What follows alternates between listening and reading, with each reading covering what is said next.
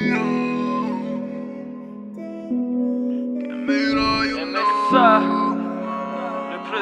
Lord Rai. Flawless music. Alle one love mam sisses, yeah. Ja, de man alle life mam face, yeah. Smets man in en dag en dan am tishta. Onbilla diri fata fan bam shishta. Shabula fan finna nani fa Isaac. Atu tet gulari fa me azuni Isaac. Sveva villa dog som Isaac. Tanzu na time tembuni be. Ewa man dit nilan fali de. Te fulla sari na yel fali be. Fienda nani tana duwat. Tara yana lena uwat.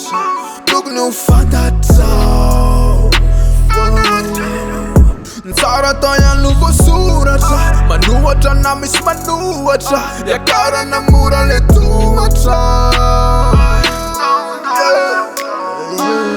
Samana ng tanzong tsiray. Samana ng sugat silanjay. Sammen ang bawa natin falalan. Sammer ang bamtatin fatafan. Nuari ng bayay na samtatin ang zara maswan fumarain.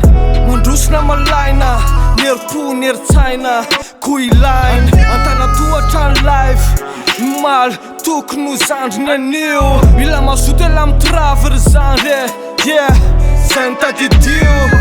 Fiainana kodiara tsarety. Fadibady keo ihany no ambony mety ambany. Tanjony la io tsy ho azony la fetifety. Na mamy na mangitsy maintsy ho azony la ihany. Mianatra mandady fô mandeha. Zay vao miakatra ny tohatra ary bandeha. Lanja miakatra ny life le tsy zandre.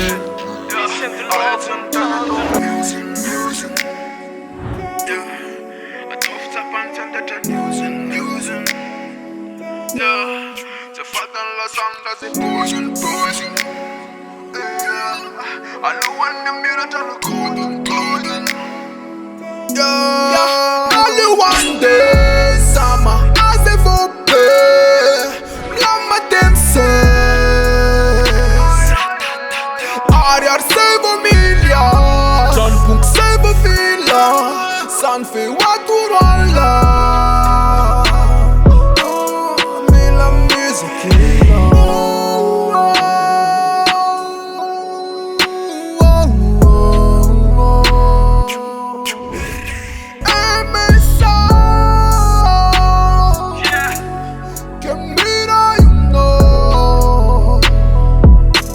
Antana tua dali sim gangan.